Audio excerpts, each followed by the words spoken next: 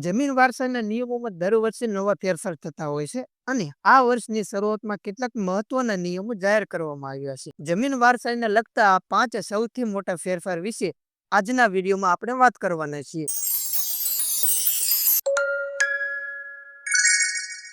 નમસ્કાર ખેડૂત મિત્રો, યુનિવર્સલ ગુજરાત ચેનલમાં આપનું હાર્દિક સ્વાગત છે. તો આજના વિડીયોમાં આપણે જોઈશું કે જમીન વારસાના જે નવા નિયમોમાં ફેરફાર આવ્યા છે એ નિયમોમાં ફેરફાર શું છે. નિયમ નંબર 1, ખેડૂત ખાતેદારના મૃત્યુ બાદ તમામ વારસદારોની નોંધણી ફરજિયાત છે. દીકરા હોય કે દીકરીઓ સહિત તમામ વારસદારોના નામ 7/12 ફરજિયાત દાખલ કરવાના રહેશે અને જો કોઈ વારસદાર હક જતો કરવા માંગતા હોય તો નામ ચડ્યા પછી સહમતિથી નામ કમી કરાવી શકશે. આ નિયમને આપણે એક ઉદાહરણ દ્વારા સમજીએ. ધારો કે કોઈ એક ખેડૂતને 3 સંતાનો છે, જેમાં 2 દીકરા અને 1 દીકરી છે. સામાન્ય રીતે અત્યાર સુધી એવું બનતું હતું કે દીકરીઓ જમીનના હિસ્સામાં ભાગ લેતી ન હતી, તો તેનું નામ વારસાઈમાં ચડાવવામાં આવતું નહોતું, અથવા તો જો નામ ચડાવવામાં આવ્યું તો સીધું નામ કમી કરી દેવામાં આવતું હતું. પરંતુ હવે નવા નિયમ મુજબ દીકરાઓની સાથે દીકરીઓનું નામ પણ ફરજિયાતપણે 7, 12 અને 8 આના ઉતારવામાં ચડાવવું પડશે. એકવાર નામ રેકોર્ડ પર આવી જાય ત્યાર પછી જો દીકરી પોતાની ઈચ્છા અને સહમતિથી હિસ્સો લેવા ન માંગતી હોય તો નિયમ મુજબ પ્રક્રિયા કરીને તેનું નામ કમી કરાવી શકશે. પણ યાદ રાખજો, પ્રથમ તબક્કે તો નામ ચડાવવું અનિવાર્ય રહેશે. હવે આ નિયમથી ફાયદો શું થશે? તો મિત્રો, આ ફેરફાર પાછળનો મુખ્ય હેતુ પારદર્શિતા લાવવાનો છે. ઘણી વખત એવું બને કે દીકરીઓ અથવા પરિવારના અન્ય વારસદારોને જાણ કર્યા વગર વારસાઈની પ્રક્રિયા પતાવી દેવામાં આવતી હોય છે, જેના કારણે તેમને પોતાનો કાયદેસરનો હક મળતો નથી. હવે જ્યારે નામ ચડાવવું ફરજિયાત બનશે ત્યારે દરેક સંતાનને ખબર પડશે કે જમીનમાં તેમનો હિસ્સો છે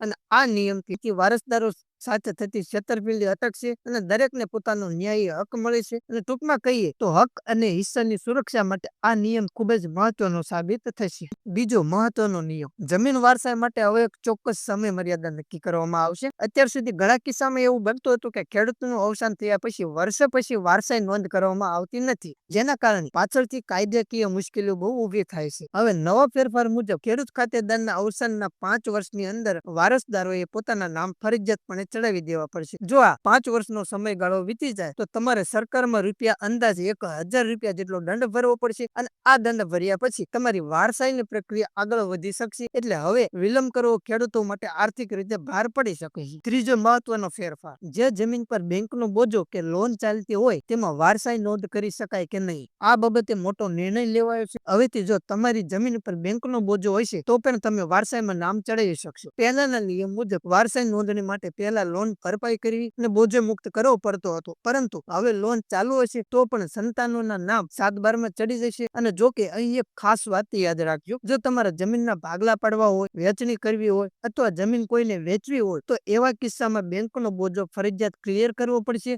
અને બેંકમાંથી NOC નો ઓબ્જેક્શન સર્ટિફિકેટ મેળવ્યા પછી જ તમે જમીન વેચણી કરી શકશો અને સંતાનો વચ્ચે ભાગ પાડી શકશો. ટૂંકમાં વારસાઈ નોંધ માટે બોજો આડો નહીં આવે, પણ વહેંચણી માટે બોજો દૂર કરવો પડશે. ચોથો મહત્વનો નિયમ, ખેતીની જમીન અને બિનખેતી એને થયેલી જમીનના રેકોર્ડ બાબતે આ મોટો ફેરફાર હશે. અત્યાર સુધી એવું બનતું હતું કે એક જ ખાતા નંબરમાં ખેતીની જમીન હોય અને બિનખેતીની જમીન પણ હોય. તો હવે નવા નિયમ મુજબ જો તમારી જમીનનો અમુક ભાગ એને બિનખેતી કરાવેલો છે તો તેનો રેકોર્ડ અલગ દર્શાવવો ફરજિયાત રહેશે. ઉદાહરણ તરીકે, જો તમારી પાસે 12 વીઘા જમીન હોય અને તેમાંથી 2 વીઘા તમે ગોડાઉન કે મકાન બનાવવા માટે એને કરાવ્યું, તો એ 2 વીઘાનો રેકોર્ડ હવે અલગથી તમારે રાખવો પડશે. જો તમે ખેતીની જમીન અને બિનખેતીની જમીન અલગ અલગ નહીં દર્શાવો તો ભવિષ્યમાં વારસાઈ નોંધ કરવામાં મુશ્કેલી પડશે અને તમારી વારસાઈ અટકી શકે છે. એટલે જમીનના વપરાશ મુજબ તેના ભાગ રેકોર્ડ પર અલગ અલગ હોવા અનિવાર્ય છે. પાંચમો અને અંતિમ નિયમ, આ નિયમ સગીર વારસદારોના હિત માટે બનાવવામાં આવ્યો છે. જો કોઈ ખેડૂત ખાતેદારનું અચાનક અવસાન થાય અને વારસદારોમાં કોઈ સંતાનમાં 18 વર્ષથી નાની ઉંમરનું એટલે કે સગીર હોય તો તેના હકની સુરક્ષા માટે ખાસ જોગવાઈ કરવામાં આવી છે. એક ઉદાહરણથી સમજીએ. ધારો કે એક પરિવારમાં 3 વારસદારો છે, જેમાંથી 2 પુખ્ત વયના છે અને એક સગીર છે. જો કોઈ કારણસર જમીન વેચવાની થાય અને તેની કિંમત અંદાજે 60 લાખ રૂપિયા ઉપજે છે તો તેના 3 સરખા ભાગ પડશે. જે વારસદારો 18 વર્ષથી ઉપરના છે તેઓ પોતાના ભાગના 20-20 લાખ રૂપિયાનો ઉપયોગ કરી શકશે, પરંતુ સગીર વારસદારના ભાગે આવતા 20 લાખ રૂપિયાને ફરજિયાતપણે બેંકમાં ફિક્સ ડિપોઝિટ એટલે કે